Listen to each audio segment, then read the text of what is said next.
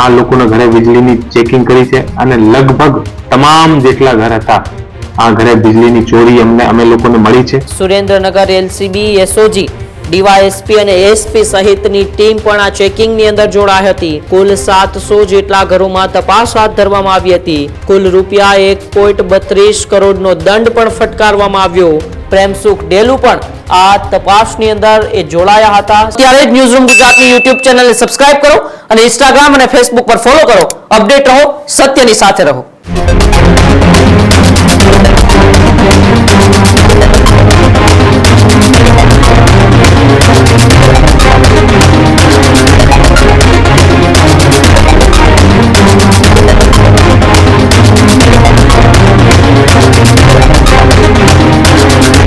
સમાચારોમાં આગળ વાત કરીએ સુરેન્દ્રનગરની તો સુરેન્દ્રનગરના પાટડી વિસ્તારની અંદર પીજીવીસીએલ એક્શન મોડમાં જોવા મળ્યું હતું। સુરેન્દ્રનગરના પાટડી વિસ્તારની અંદર પીજીવીસીએલે સઘન ચેકિંગ હાથ ધર્યું હતું। ઝેંઝરી, ગેડિયા અને ખેરવા ગામોમાં પણ ચેકિંગ હાથ ધરાયું હતું। ગુજસીટોક હેઠળના 80 જેટલા ગુનેગારોના ઘરોમાં તપાસ કરવામાં આવી હતી। વીજ ચોરી તથા ગેરકાયદેસર હથિયારો અંગે ચેકિંગ કરવામાં આવ્યું। સુરેન્દ્રનગર એલસીબી એસઓજી ડીવાયએસપી અને એસપી સહિતની ટીમ પણ આ ચેકિંગની અંદર જોડાઈ હતી। કુલ મળીને આશરે 250 પોલીસ કર્મીઓએ આ કામગીરીમાં ભાગ લીધો હતો। પીજીવીસીએલની 40 ટીમોએ પોલીસ સાથે મળીને આ ગામોમાં સઘન ચેકિંગ કર્યું હતું। કુલ 700 જેટલા ઘરોમાં તપાસ હાથ ધરવામાં આવી હતી। ત્યારે ચેકિંગ દરમિયાન વ્યાપક વીજ ચોરી ઝડપાઈ આવતા પણ ચકચાર મચી ગયો હતો। વીજ ચોરી કરતા 40 ગ્રાહકોના મીટરો પણ ઉતારી લેવામાં આવ્યા। તો પીજીવીસીએલ દ્વારા વીજ ચોરી કરનારાઓ સામે એક કડક કાર્યવાહી પણ હાથ ધરાઈ। કુલ રૂપિયા 1.32 કરોડનો દંડ પણ ફટકારવામાં આવ્યો। પોલીસે ગુનાહિત ઇતિહાસ ધરાવતા લોકો પર એક ખાસ નજર રાખી ત્યારે આગામી સમયમાં પણ આવા લોકોના ઘરોમાં તપાસ ચાલુ રહેશે। ગ્રામ્ય વિસ્તારની અંદર એક ગુજસીટોક જેવા ગંભીર ગુનાઓમાં સંકળાયેલા ગુનેગારોની ઘરે પ્રેમસુખ ડેલુ જેવો જિલ્લા પોલીસ અધ્યક્ષ છે અને સાથે સાથે પીજીવીસીએલની ટીમ, ડીવાયએસપી, એલસીબી, એસઓજીની તમામ ટીમો જોડાઈને આ ગુનાહિત ઇતિહાસ ધરાવતા જે ગુનેગારો છે તેમની ઘરે સઘન ચેકિંગ કરવામાં આવ્યું। 700 જેટલા ઘરોમાં ચેકિંગ દરમિયાન લગભગ 1.5 કરોડની આસપાસની વીજ ચોરી અને તેમાં દંડ પણ ફટકારવામાં આવ્યો। એટલે કે વીજ ચોરી પકડાતા સમગ્ર વિસ્તારની અંદર ચકચાર પણ મચી ગયો હતો।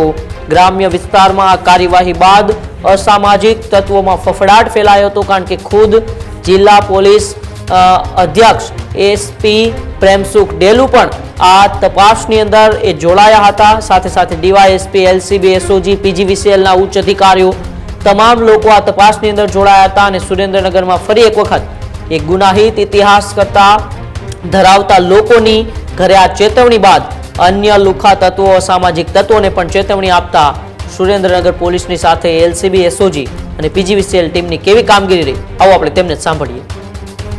સુરેન્દ્રનગર જિલ્લાના જે બજાણા પોલીસ સ્ટેશનના અલગ અલગ ગામડાઓ છે અને જે ગામડાઓમાં વધારે અસામાજિક તત્વો જે રહે છે આના ઉપર કાર્યવાહીના ભાગરૂપે પોલીસ અને પીજીવીસીએલની ટીમ જે છે એ સાથે રહીને અને કોઓર્ડિનેશન કરીને અને કાલે જે 3 ગામોના અંદર જે વીજ ચેકિંગ અને જે અસામાજિક જે તત્વો છે આના ઉપર કાર્યવાહી કરવામાં આવેલ છે।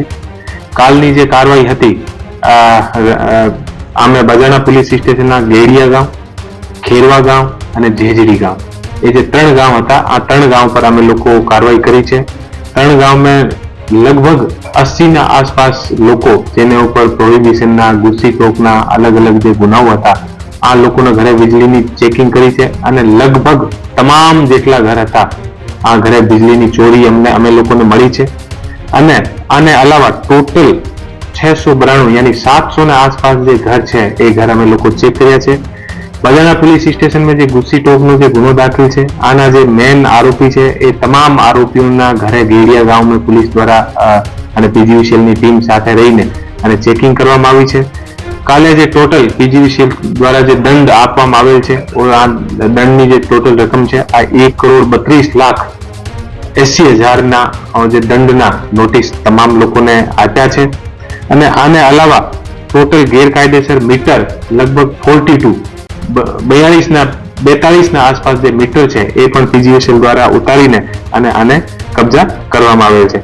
કાલના જે ગુસી ટોકના જે આરોપી હતા એ વસીમ ખાન, બિસ્મિલ ખાન, હજરત ખાન ઉર્ફે હન્નુ, જસવંત ઉર્ફે જસો, ફિરોઝ અલી ખાન, શરીફ અલાર ખાન ટફેર, સિકંદર ખાન, રસીદા ખાન, અહેમદ ખાન, રોમિઝા ખાન અને મહેમદ ખાન અને ઇમરાન ઉર્ફે ચમચી એ ગુસ્સી ટોકના આરોપી હતા. આ ઉપર વિશેષ ધ્યાન પોલીસ દ્વારા આપવામાં આવેલ હતું અને હું તમામ જે સુરેન્દ્રનગરની પોલીસ છે અને હું બધાઈ આપું છું અને પીજીવીસીએલની ટીમને પણ આપું છું.